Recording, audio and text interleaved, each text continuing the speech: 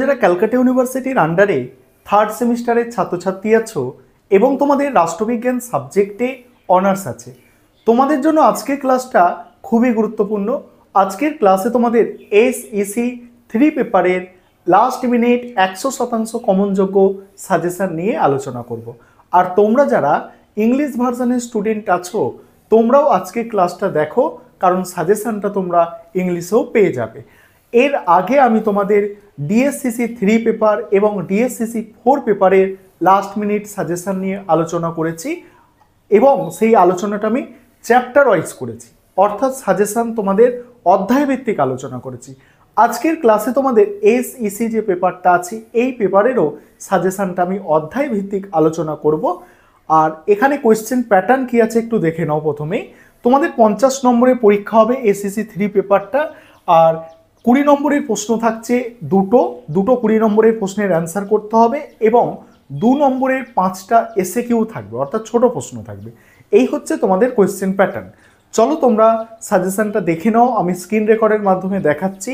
আরেকটা বিষয় তোমাদের এখানে বলার আছে, তোমাদের জন্য অনলাইন কোচিং ক্লাস চলছে। তোমরা যারা অ্যাডমিশন নিতে ইচ্ছুক আছো বা স্টাডি মেটেরিয়াল পারচেস করতে চাইছো, স্ক্রিনে দেওয়া নম্বরে যোগাযোগ করতে পারো।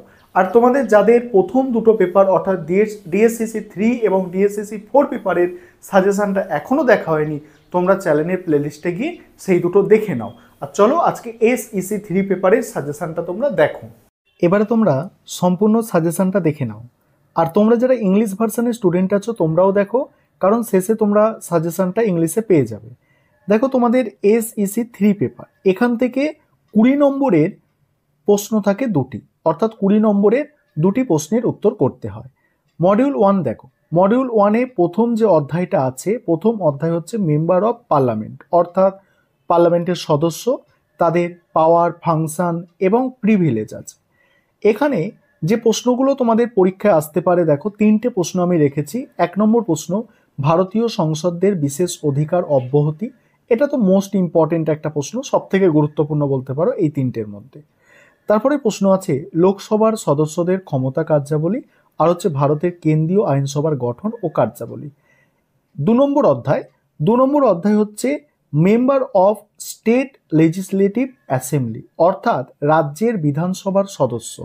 রাজ্যের বিধানসভার সদস্য যাদের কি বলা হয়, যাদের বলা হয় MLA যাদের বলা হয়, ঠিক আছে, সেই MLAদের পাওয়ার এবং ফাংশন অধ্যায়টা। এবার দেখো প্রথম যে প্রশ্ন, বিধানসভার স্পিকারের ক্ষমতা কার্যাবলী, আর হচ্ছে রাজ্যের আইনসভার সদস্যদের অর্থাৎ MLAদের ক্ষমতা ও কার্যাবলী। পরের অধ্যায় হচ্ছে দেখো, প্রথম প্রশ্ন করবে এখান থেকে জেলা পরিষদের গঠন কার্যাবলী আর জেলা পরিষদের সভাপতির কার্যাবলী, কলকাতা কর্পোরেশনের মেয়র পদের গুরুত্ব। তারপরে দেখো পঞ্চায়েত সমিতির গঠন ও কার্যাবলী। নেক্সট হচ্ছে পশ্চিমবঙ্গের পৌরসভার ক্ষমতা ও কার্যাবলী। মডিউল 2 থেকে দেখো, মডিউল 2 থেকে যেগুলো করতে হবে তোমাদের, মডিউল 2-এ দেখো, মডিউল 2-এ আছে দেখো প্রথম প্রশ্ন, অর্থবিল পাসের পদ্ধতি আলোচনা করো। পরের প্রশ্ন, ভারতের নিয়ন্ত্রক ও মহাগণনা পরীক্ষকের কার্যাবলী। একটি বিল কিভাবে আইনে পরিণত হয়, বিল ও আইনের মধ্যে পার্থক্য, এগুলো এখান থেকে থাকছে। 5 নম্বর অধ্যায় অর্থাৎ টপিক 5 কমিটি যেটা আছে, বিভিন্ন ধরনের কমিটি আছে। ভারতের সংসদে কমিটি ব্যবস্থা সম্পর্কে আলোচনা করো, সরকারি হিসাব কমিটির গঠন ও কার্যাবলী।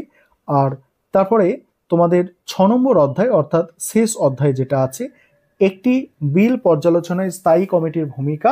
আরেকটা হচ্ছে দেখো সরকারি অর্থ ব্যবস্থা, নীতি ও আইন পর্যালোচনার ক্ষেত্রে সংসদীয় কমিটিগুলির ভূমিকা আলোচনা করুন। আর বিভিন্ন ধরনের সংসদীয় কমিটির কর্মপরিধি ও তাদের কার্যকারিতা নিরূপণ করুন। এবার তোমরা যারা ইংলিশ ভার্সনের স্টুডেন্ট আছো তোমরা সম্পূর্ণ সাজেশনটা